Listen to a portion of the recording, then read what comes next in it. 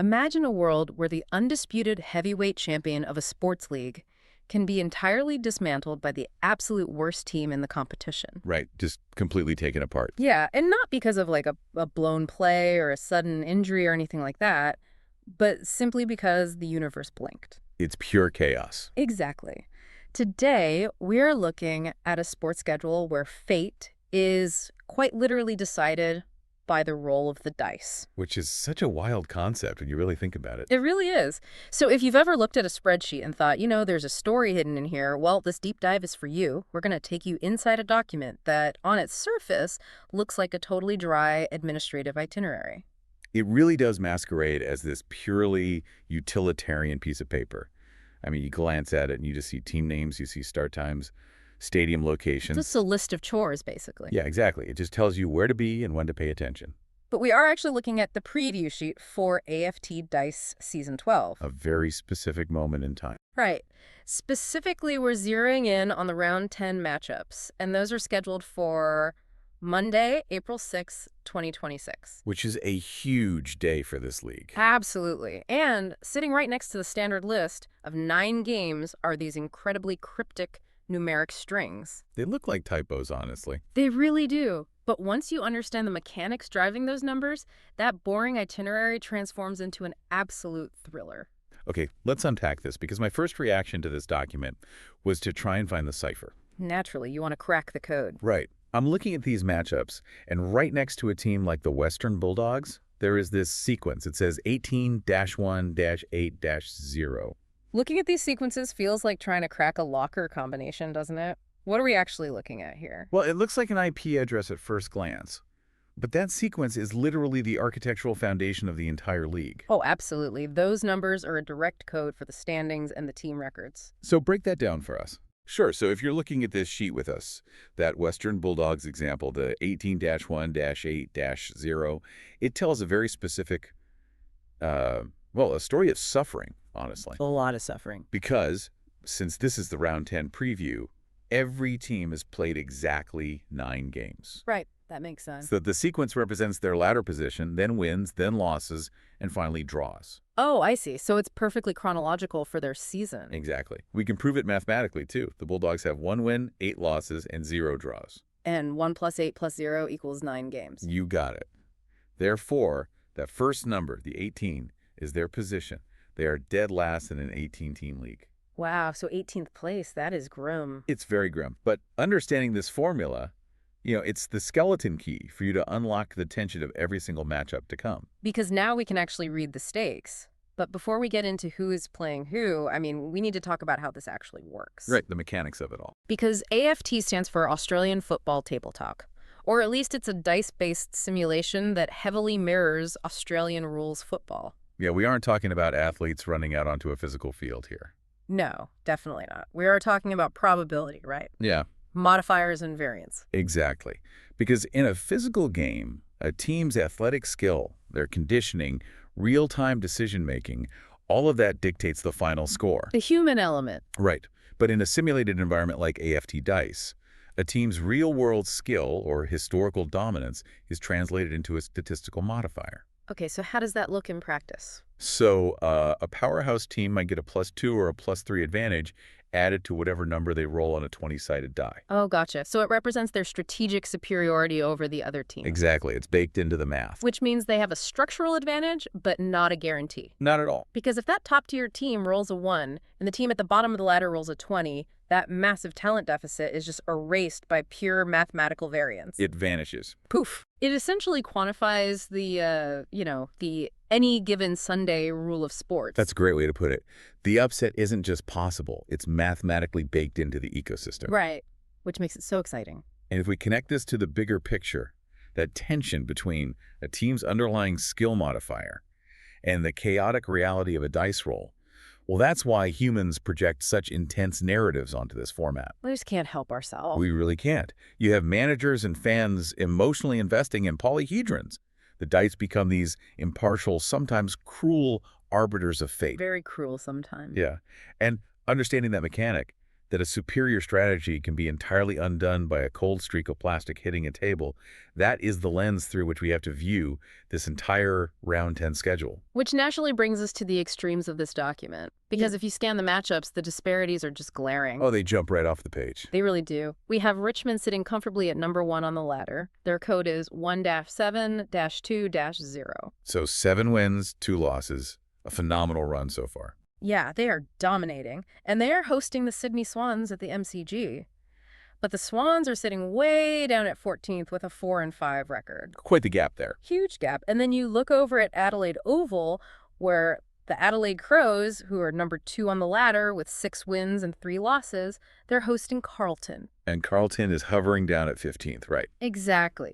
Those are massive divides in performance metrics. You have the literal titans of Season 12 taking on teams that are just struggling to find any sort of statistical rhythm. But I have to push back on how we interpret these so-called mismatches, especially based on the mechanics we just discussed. Okay, lay it on me. Well, in a traditional sport, pitting the number 1 seed against the 14th ranked team is usually a foregone conclusion. Right, you'd bet the house on the number 1 seed. Exactly. It's like pitting a straight-A university student against someone who barely shows up to class. The underlying knowledge gap is just too wide. The straight-A student wins every time. Right. But in AFT Dice, does a 14th ranked team genuinely sweat a matchup against the number 1 seed? I mean, really? Well, they absolutely sweat it, but they don't despair over it. And I think that is the crucial difference here. Okay, tell me more about that. So Richmond's 7-2 record suggests their team sheet is loaded with highly favorable modifiers. Right. They have the big +3s or whatever. Exactly. They have built an engine that consistently generates high simulated scores. But when the dice hit the table at the MCG, that straight-A student still has to take the test. And the test questions are randomized every single time. Precisely. The underlying tension here is that dominance in AFT Dice is incredibly fragile. It's resting on a knife's edge. It really is. Yeah. Sydney knows that if they can just spike a few high rolls early on, they can neutralize Richmond's strategic advantage entirely. Wow. It makes those Goliath versus underdog games feel incredibly precarious for the favorite, doesn't it? It has to be nerve-wracking for the managers. Seriously. You aren't just playing the opponent, you're playing the law of averages. Yes. But if we want to talk about a game where the modifiers and the averages are completely balanced, we have to look at the absolute blockbuster of round 10. Oh, I know exactly which one you mean. North Melbourne taking on the West Coast Eagles at Marvel Stadium. Yes. That is the defining match of the round. I'm looking at their numeric strings right now, and they are literal mirror images. It's uncanny. North Melbourne's code is 3-6-3-0. West Coast code is 4-6-3-0. So they're sitting in 3rd and 4th place on the ladder. Yep, with identical records of 6 wins and 3 losses.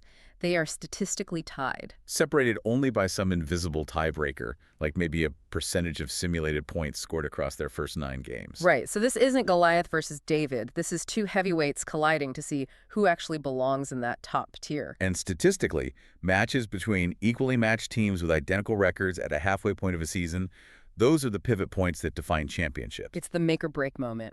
Absolutely. The winner of this game doesn't just notch a 7th victory, they break a psychological and statistical deadlock. They force the other team down the ladder. Yes, securing undeniable superiority within that elite top 4.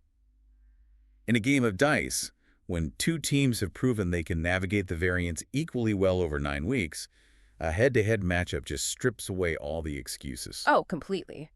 The loser of that match falls right back into the churning waters of the rest of the league. And those waters are rough right now. Which brings us to my favorite part. Here's where it gets really interesting. Because right beneath those top 4 teams, there is an absolute chaotic bottleneck. The middle of the pack. Yeah. We've talked about the extremes at the top, and we know the Bulldogs are suffering at the bottom. But when you look at the middle of this data set, the margins don't just shrink, they practically disappear. It is the ultimate mid-table logjam. In any competitive structure, but particularly in a simulated one, the middle of the pack is the most dangerous place to exist. It's like a game of musical chairs where the music stops every single time the dice hit the table. That's exactly it. One bad roll, and you simply don't have a seat in the top tier. Look at the sheer density here. Positions 6 through 9, that's Collingwood, Gold Coast, Essendon, and Port Adelaide, they all have the exact same record of 5 wins and 4 losses. Just stacked on top of each other. Yeah. And right below them, positions 10 through 15, which includes GWS, Brisbane, Melbourne, Geelong, Sydney, and Carlton, they all have exactly 4 wins. What's fascinating here is the sheer gravity of that grouping. I mean, in an 18-team league, 10 of those teams, more than half the entire competition, are separated by a single victory. A single win. That is wild. It is an unprecedented level of parity for a league that is already halfway through its season. So what does this all mean for a team's strategy going into round 10? Because when you look at a matchup like the Brisbane Lions, who are 11th with a 4-5 record, taking on the Gold Coast Suns, who are 7th with a 5-4 record, the stakes seem astronomical. Oh, they are through the roof. They are playing at the Gabba, and if Brisbane wins, they immediately neutralize Gold Coast's advantage. Right, they tie their win record and just drag them down into the mud. Exactly. Or consider Port Adelaide in 9th place hosting Melbourne in 12th at Adelaide Oval. Another crucial game. Port Adelaide has 5 wins, Melbourne has 4. A win for Melbourne mathematically bridges that gap entirely. They erase the difference between being ranked 9th and being ranked 12th in a single afternoon of dice rolling. It's incredible. And the strategic implication of that is that conservatism just goes out the window. When you are stuck in a 10-team logjam, playing defensively or relying on safe, low-variance modifiers, well, it won't help you climb. You can't just play it safe. No, you have to take massive risks to break out of the pack. Because if you don't take the risk, the teams around you definitely will. Exactly. If you're sitting in 6th place with 5 wins and you have an unlucky afternoon where the dice just run cold, you don't just drop to 7th. Oh no, it's a free fall. Right. If the teams below you spike a win, you could mathematically plummet from 6th place all the way down to 14th place by the end of Monday. The floor can literally fall out from under half the league in a matter of hours. It creates this environment of extreme, compounded volatility. The psychological weight of the mid-table is just profound. I can't even imagine the stress. Right. When you are at the very top, like Richmond, you have a buffer. You can afford an unlikely loss to the Sydney Swans because your 7 wins insulate you. Yeah, you have a cushion. And when you are at the absolute bottom, like the Bulldogs, the pressure is arguably off. I mean, you are just playing for pride at that point, hoping for some statistical regression to the mean to grant you a second victory. There's almost a strange comfort in hitting rock bottom, you know? The only way the numbers can move is up. Exactly. But in the middle, in positions 6 through 15, you are playing on the edge of a mathematical cliff. A sheer drop. Every single roll dictates whether you break into the elite top half or slide down into the bottom tier. There is zero buffer. Not at all. And because half the league is stuck in this specific bottleneck, the entire landscape of the AFT Dice Season 12 ladder is guaranteed to look completely different by Tuesday morning. The logjam just cannot mathematically sustain itself. No, round 10 is the battering ram that will break it apart. So as I'm parsing these win-loss-draw numbers to see how that logjam might break, I notice something that completely disrupts the math. Ooh, what's that? Almost every team has a 0 in that final column. No draws. Right, very standard. Except for 2 glaring anomalies. I'm looking at Hawthorn's record in 5th place, and their code is 5-5-3-1, 5 wins, 3 losses, 1 draw. Ah, yes, the elusive one. And the GWS Giants, sitting in 10th place, are 10-4-4-1, 4 wins, 4 losses, 1 draw. It really jumps out at you. It does. If this is a dice game driven by variance, rolling an exact mathematical tie with an opponent must be a statistical nightmare. How does the system even handle that? Well, this raises a really important question about how sophisticated the AFT simulation actually is. Okay, yeah. Because in physical sports, particularly Australian rules football, which this is models on, a draw is a notoriously rare and often deflating outcome. Yeah, you play for 2 hours and literally nobody wins. It's exhausting. But in a dice simulation, a draw means that after dozens of rolls, after applying all the distinct team modifiers, and after navigating the massive variance of a 20-sided die, the 2 teams produced perfectly, mathematically identical outputs. That is insane. It's like rolling a handful of dice 50 times. Your opponent does the exact same thing with different dice, and you both land on the exact same total sum at the very end. Yes. The probability of the math aligning that perfectly is just microscopic. It's a severe statistical anomaly. It is. And it has massive implications for navigating that mid-table bottleneck we just talked about. Really? How so? Because in these league structures, a draw usually awards partial points, often half the points of a standard win. Oh, I see where this is going. This is precisely why Hawthorn is sitting uniquely at 5 wins and 1 draw. That single, highly improbable draw acts as a tiny, highly unique buffer. Wow. It puts them slightly ahead of that massive 5-win logjam in 6th through 9th place, but leaves them just behind the 6-win leaders in the top 4. So that draw is literally keeping their head above the churning water of the mid-table. Exactly. It's fascinating how a mathematical fluke from earlier in the season is dictating their current survival. That is so cool. And because the mid-table is so volatile, the physical location of where these dice rolls are happening starts to act like a pressure cooker, which brings us to a massive geographic anomaly on this schedule. Let me guess. Marvel Stadium. Ah, yes. The Marvel Stadium Marathon. It is a marathon. We have 9 games in this round.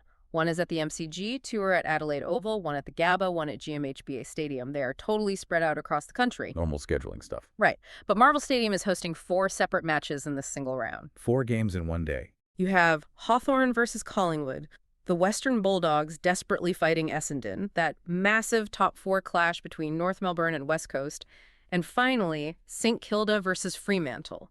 4 games assigned to one building. It transforms Marvel Stadium into the undisputed hub of chaos for round 10. Absolutely. And we really have to talk about the narrative weight of that St Kilda versus Fremantle game. The basement dwellers. Exactly. Yeah. Because while North Melbourne and West Coast are fighting for supremacy at the top of the ladder, St Kilda and Fremantle are fighting for pure survival at the bottom. It is the Desperation Bowl. That's the perfect name for it. St Kilda is ranked 17th with only 2 wins. Fremantle is ranked 16th with only 3 wins. For either of them to salvage Season 12 and avoid joining the Bulldogs in the absolute basement, a win at Marvel Stadium is completely non-negotiable. It's do or die. And what's brilliant about this specific piece of scheduling is how it mirrors the constraints of real-world sports. How do you mean? Well, even though we know this is a game of dice, I mean, it could theoretically be played on a spreadsheet or a digital message board, right? Yeah, you don't actually need a stadium. Exactly. But the simulation forces these games into physical venues. Yeah. It creates a narrative anchor. Oh, I love that. Let's visualize that for a second. If you treat this like a massive tabletop gaming convention, Marvel Stadium is basically hosting half the entire league on April 6th. It's a wall-to-wall tension. You have the desperate teams fighting off relegation. You have the top-tier heavyweights trying to break a 6-win tie. You have the mid-table scrappers trying to escape the bottleneck.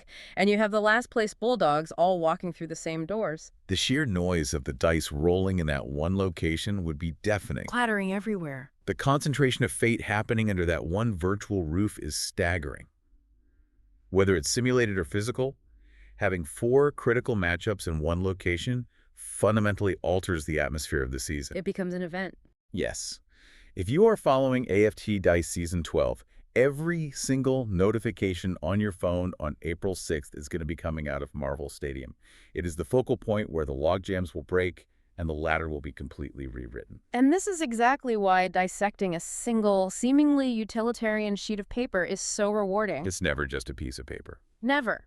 We started with what looked like a random assortment of cryptic numbers and stadium names, but by simply understanding the formatting, ladder position, wins, losses, draws, and understanding the mechanics of how chance collides with strategy, we've mapped out an incredibly vibrant ecosystem. We really did. We uncovered a fiercely competitive AFT Dice Season 12. We've got a dominant Richmond trying to hold off the ruthless variants of the dice against the Swans. We've mapped out a terrifying mid-table bottleneck where 10 teams are fighting tooth and nail over a single victory to avoid free-falling down the rankings. The stakes are just massive. Huge. We found those elusive, mathematically beautiful draws keeping teams like Hawthorn afloat. And we discovered the Marvel Stadium Marathon, where half the league's destiny will be decided in a single day. It's going to be a bloodbath. And for you, as you encounter dense information in your own life, I think there is a profound practical lesson here. Oh, definitely. Data is never just numbers resting statically on a page. Whether you are looking at sports statistics, business analytics, financial reports, or just a seemingly boring weekly schedule, the human stories, the underlying tension, and the real-world stakes are always buried in the formatting. You just have to know how to look for it. Exactly. Spotting the log jams, finding the anomalies like those rare draws, and understanding the mechanics behind the metrics, that gives you the true story. You just have to be willing to sit with the data long enough to read the code. You have to find the mechanics driving the numbers. Always. And speaking of those mechanics, here is a final thought to leave you with as we wrap up this deep dive. All right, what do you have for us? We know exactly where these 18 teams stand after 9 rounds. The numbers are incredibly precise. But it begs a fascinating psychological question. Okay, I'm listening. In a game driven by the literal physical roll of the dice, how much of the Western Bulldogs' 1-win, 8-loss record is genuinely poor strategy, and how much is just catastrophic, undeniable bad luck? Oh, that is the ultimate question. When you know your fate is ultimately in the hands of polyhedrons and probability, does losing a game by a single unlucky roll make that loss easier to swallow because it wasn't your fault? Or does the sheer randomness make it infinitely more infuriating?